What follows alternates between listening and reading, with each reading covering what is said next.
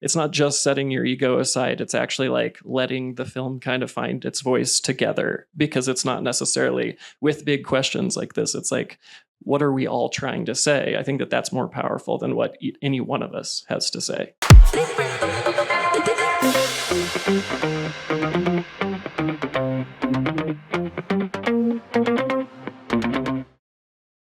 Welcome, all three of you. Oh, Congratulations. Thank you. Huge accomplishment. I think best to start off, if you guys could collectively explain a little about Time and Water. What is this documentary covering? Time and Water is about an Icelandic writer who is confronting loss of glaciers and loss of his grandparents' generation. And in the face of that loss, he decides to put together a kind of time capsule, and in an attempt to preserve what he has now and reach the distant future. Great job. It really is a beautiful documentary. I was honored to be able to get to see a screener of the film in preparation for this. The way I would explain it is sort of almost watching a live painting combined with a home movie, but truly in this very much traditional documentary format. How did each of you get involved in this project? It's very unusual to see 3 editors on a project. So tell me a little bit about how each of you became involved. Very quickly, I worked with Sarah, Dosa, and Erin on our last project together. So when Sarah was ready to commence a new project, I was, already on the radar. Absolutely. I've been working with Sarah since 2013. This is our 4th feature together, and Jocelyne and I worked together on Fire of Love. And Mark and I have known each other for many years through the Sundance Labs. And I think you're the only person I've run into multiple times in many cities. It's very serendipitous. So just out of nowhere. Exactly. So Sarah, with her collaborators, she has early conversations with, very early in her process. And so when she first started thinking about this film, it was, I want to say, in the summer of 2023. And it's been, a long collaborative process since. I'm the last member to the team, but I ran into Sarah at a bar at a 40th birthday party, and basically she was explaining where everybody was at, and she wanted to just, see if I was available to watch a rough cut. And basically at that point, these people were so amazing in opening up their creative process and recognizing the opportunity to have me come on board. So I'm so thankful to join them as well, because I'm a big fan of their work. Erin, you mentioned those early conversations. I can only imagine that there was a lot of talking that needed to be done to figure out and really align on what the vision was. The tone and the pacing of this film are so much really what make it the film that it is. I'd love to hear a little bit more about what those discussions were as you were jumping into a lot of archives, a lot of different types of footage, these sort of home documenting home videos, but also these beautiful, nature videography, photography. And how did you come to this alignment of the vision for the film? It starts really early. Sarah does a fair amount of writing, I think, on her own to begin with.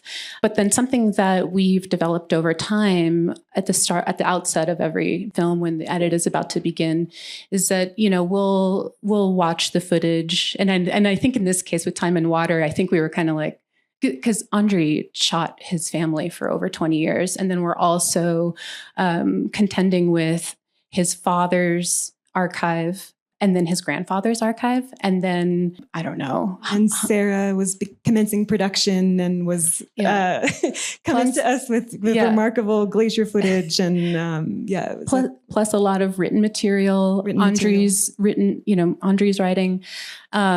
So we spent some time going through those things. We really like, as editors, we really like to research, because especially on archival films. And then at the outset of every edit, we've watched stuff, and then we convene for an editing retreat where actually we don't do any editing. It's a time to really talk about the big questions and dream big. And so it's like a roving conversation is the start of a long conversation and dialogue. And, I love, what you're saying earlier about how editing is such a small percent of it. It's so much at the heart of editing is the conversation. And so out of that retreat begins almost like a long document of our primary questions that we are dealing with and wrestling with throughout the process. And then also our hopes and dreams for the film and tone and pacing and everything. And then that actually in practice looks like a giant table with all kinds of cue cards and books piled on it. And Sarah's always bringing in ideas from all kinds of fields, geology, anthropology. So it's a very tactile kind of process. No computers, almost no computers at first. A lot of standing and walking. We go for walks. Yeah, we go for walks. We pace. Snacks. We snack. Yeah. Oh, yeah. I feel like every edit bay is like there is a thing about the snacks that really kind of pull it all together. Snacks are the fuel. And also the Icelandic word for snack is snart. So we had a lot of snart o'clocks, things like that. So what were some of the big questions? I mean, you said that and I just was immediately like, oh, what were they? I mean, I suppose, how do you tell a story that is ultimately going to be a 90-minute film, give or take, but that is trying to span not just multiple human generations, but where we're also trying to connect to a deeper kind of time. So I think a lot of the questions are just, what is time? How do we touch it? Can we touch it? And how do we kind of observe it in the world around us? And I'm getting very lofty, but those are some of the questions that we orbit around in the process of telling ultimately a very human story, a story full of love and relationships and connection. What were some other? I mean, questions? and how do you use the right word? Because it's like, how do you take these ideas and like really pull them down into the heart and tell the story from an emotional place always? Yeah. That I feel when I entered the process, that was a huge question in terms of just like, there are many wonderful climate films, and how do you create a new story within this subject matter that does lead with emotions and asks people to connect to it in a very personal way, because sometimes big problems can have such like a feeling of uncertainty or lack of motivation, or how to engage with it is a huge question. Well, you all were very successful in creating a film that at once felt very specific to Iceland, to these topics of, the people of Iceland, and yet at the same time so human, and, concepts of family and generations and connection to place. And I'd love to understand how between the three of you, you sort of divided the work, and how you all, to the topic of these fireside chats, how you all collaborated with each other. I should say also, Sarah Dosa, our director, was very much embedded in the edit with us. Of course. And so it's very much the four of us plus our wonderful producers. It's very, very, very collaborative all around. I loved what a previous panelist said about ego, and really like kind of checking that at the door, because it's just so much more fruitful to just be focusing on what the film needs to be. And it kind of takes you out of it a little bit. So as far as, working together, we just kind of look towards what needs to happen in like very specific, concrete ways. It means, okay, we've got X number of scenes, or, these sequences, and we just divide this into different parts of the film, and we'll take turns working on different scenes and exchange scenes and move things around. And shout out to Adobe Productions for making that infinitely easier than it used to be. I always feel too that it kind of falls, the division of labor, if you could really call it that, it kind of falls organically too. Like Joss and I sort of talk about how like, we're the same but different, and so when we are, and a lot of our work, especially on archival films, starts on paper, and then we're kind of writing it together. Sarah usually takes the first pass, and then we're, doing rounds, and then we're looking through the footage, and then we're adding to it, and, writing to the image. And then I think oftentimes there's a scene where like, I'm like, I don't want to edit that. And then And I'm like, I want to edit that. And then I'm like, yeah. And I know you're going to kill it. And same with Mark too. I felt like, Mark, would often like want to like tackle things. And I'm like, I know he's going to kill it, It is remarkable, though, because across a lot of different experiences, as much as you try to do all of the things that we're talking about and check your ego at the door, like to intentionally create space for intentional collaboration, especially like up to the very last minute, which is a huge thing that we experienced on this film.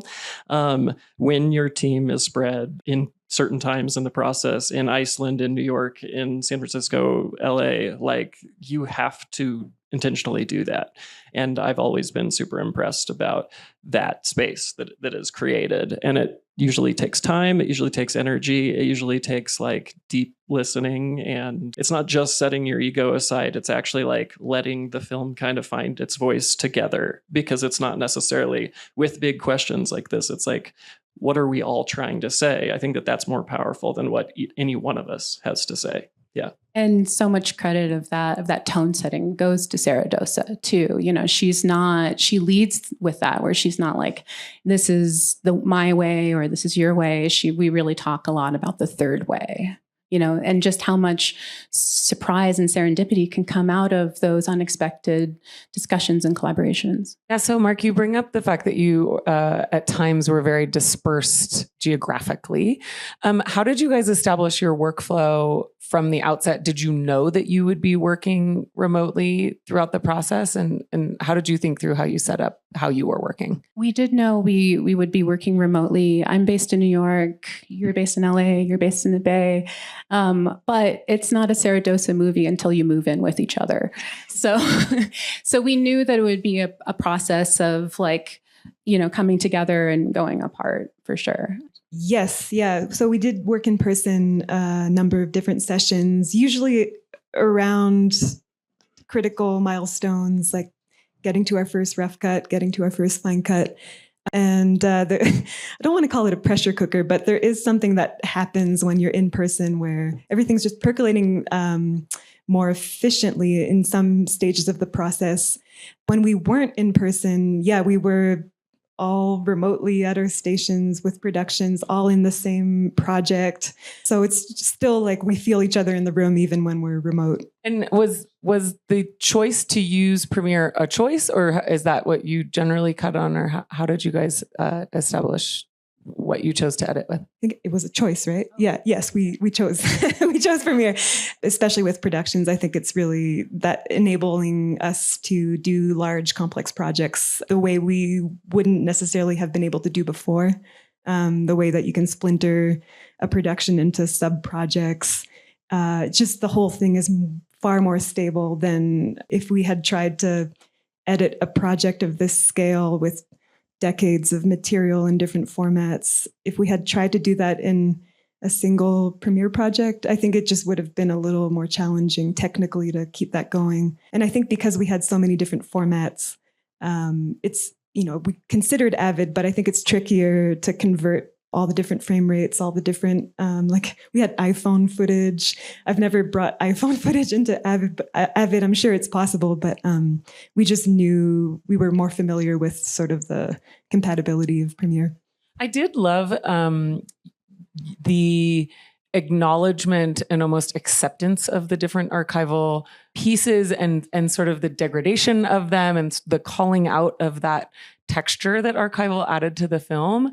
Was that a choice to like, you felt like, okay, this is sort of falling apart in places, we need to call that out? Or was that something that sort of organically came out in the edit? We've always, I think at least since Fire of Love and probably before, I think Sarah's always been interested in archive and time and what time does to matter. And so that's kind of, I think, an interest we all share and something that was maybe not consciously on our radars at first, but that surfaced pretty early on. It's interesting because it makes me think of another theme of the film is really about change.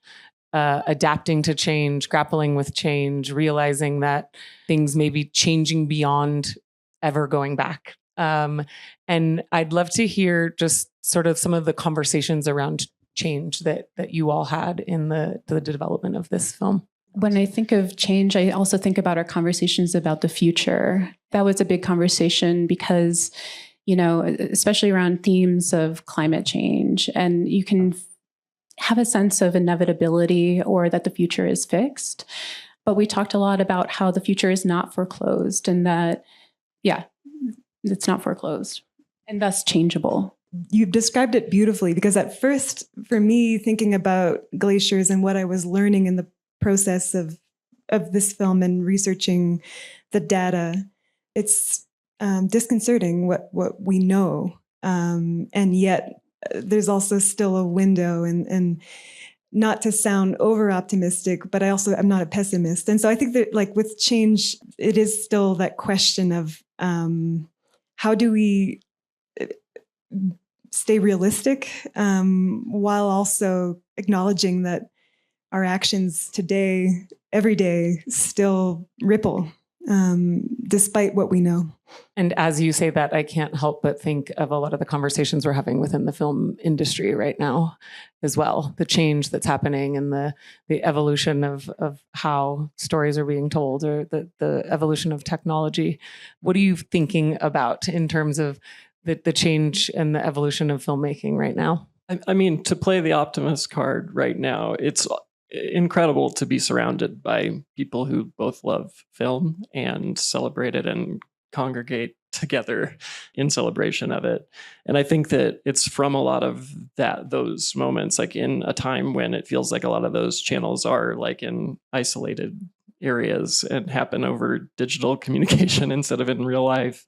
Those places are where it's really special to be together and to experience the effects and have conversation together and talk about the tools that we use, that help us all do what we love to do. But I think that looking forward, like that's where the real finger on the pulse comes from, is from that. I get so much energy from either watching other amazing art or actually just like in conversation about how I felt about other art that helps us kind of understand like what is uncharted territory and what is the work that still needs to be done in documentary. But the other part of that is that like when you focus on new tools and our ability to tell stories that were never able to be told before, like there are so many, it's that reality continues to give, so that's just like I don't know, general documentary love, Yeah. But I have so many mixed feelings, and I'm optimistic about the talent out there and the filmmakers, both young and old, and I don't think that river of originality is any close to running dry ever. I don't think. What concerns me, of course, is the ever evolving landscape of funding and just making sure that independence in storytelling is maintained, and that we are not sort of preemptively filtering ourselves as creators while having to pay bills. So that's sort of that's been on my mind more and more. And, really is sparking a lot of the conversations that we're having here this week. I think as much as the industry is shifting and changing, the more that we're actually talking about it and letting our perspectives be known and communing about the importance of these stories to be told, the more we can, get through it and really come out better on the other side. We are running out of time. So I think that that's really actually a wonderful place to stop. I hope that this actually sparks a lot more conversations within these walls and throughout the festival. I want to thank all three of you for being here so much. Go see Time and Water. It's a beautiful film. Thank you. Thank you. Thank you. thanks.